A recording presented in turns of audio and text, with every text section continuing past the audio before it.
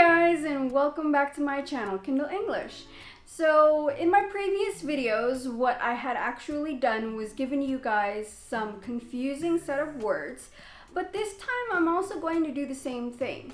But these words are actually words that sound similar. They might look similar, but they actually have a different tone and a different meaning to it. And of course, I'm also going to give you whether they are a verb, an adverb, or an adjective, and so on, yeah? So before we start, what I want you to do is definitely don't forget to grab a pen and some paper, and then keep your ears open. So you have to listen carefully to the words that I'm going to give you and try to pay attention closely.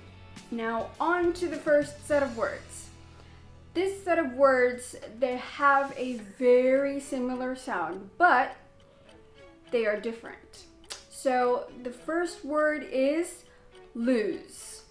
This one is actually a verb, and if I were to use it in a context, it would be, I'm afraid to lose this match. So it's more about being afraid of not winning or not getting something that you want. Now when it comes to the other one, it would be loose. Loose is actually an adjective that would describe a noun. And if I were to use this in a context, or if I were to use this in a sentence for you, it would be, loose shoes or loose clothing is very annoying. So that is the difference between lose with a Z sound and loose with an S sound. Moving on to the second set of words. Now these set of words are also kind of a bit confusing. Sometimes in books they might make it seem like you're using the same thing and it's okay to use either one, but actually it's not okay, because the difference between these you'll find out in a minute. So let's see. The first word is farther. When it comes to this one, it's F-A-R-T-U-T-H-E-R.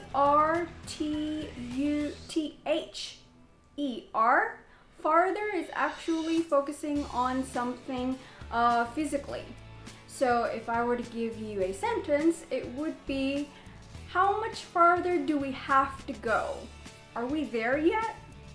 So that deals with physical distancing or physical actions. Now that one compared to the next one, which is further, F-U-R-T-H-E-R, is a little bit different, because further does not deal with anything physical.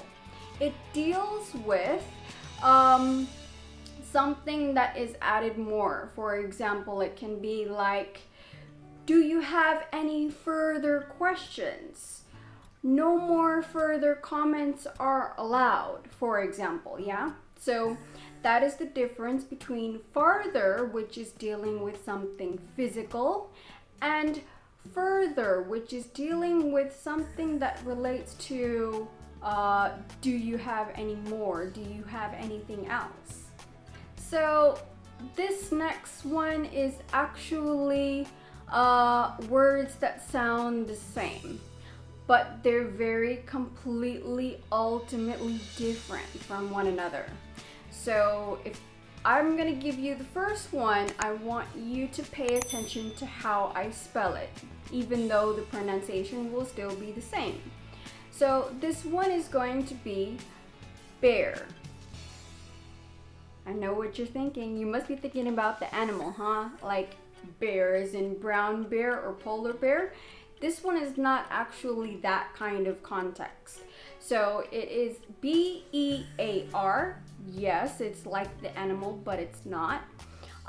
This one deals with a situation where it's like, for example, you can't handle it, or the object that you sit on cannot handle or take your weight, for example. Now, that one I'm actually going to use in a sentence. Like, I can't bear to see her cry. It hurts me so much. Or it can be like as in the weight I was talking about before. Your mattress cannot bear your weight, probably because it's about to break, and then the mattress cannot hold up your weight. So that's what bear means. Now, this other bear is spelled a little bit differently. So it is B-A-R-E. And that one deals with something that is, for example, uncovered, or it is naked.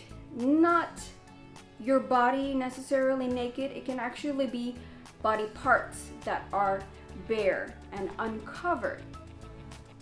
Now, if I were to give you a sentence on this one, hopefully you'll be able to understand the sentences when I give them to you, okay? Let's see. The carpenter used his bare hands to cut open the wood. Or the carpenter used his bare hands to break the wood. That could be one of those sentences. So hopefully by this time you'll be able to understand the difference between bear, B-E-A-R, and B-A-R-E. They do have the same pronunciation. So if your pronunciation sounds the same, that's okay, because that's how they're actually pronounced. Okay, now bear with me, okay? These are going to be the last set of words from the list. So sometimes people will get these very confused on which one to use. I'm gonna give you these, and hopefully by the end of the video, when you try to practice these words, you'll be able to use them in the right way. So the one word I'm going to give you is accurate, and that means very, very exact.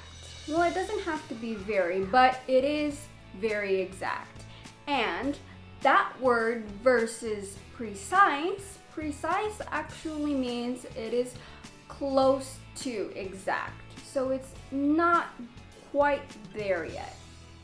Now, the sentence I will help to give to you would be, the man drew the building parts, or the man drew the coordinates of the building very accurately.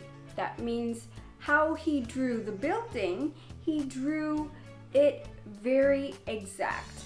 Now that one compared to precise, his shooting skills were very precise and it made him get a medal. That one is, that means it's very close, but he still got a medal anyway based on his shooting skills.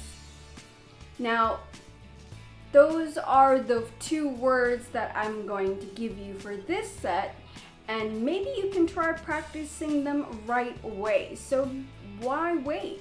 Don't wait too long. Practice all of the words that I've given you so far, so you can actually be able to use them either in your writing if you don't have anybody to talk to, or you can use them in speech or maybe in text when you want to talk to someone. Try it out so you guys can actually be able to use it the right way.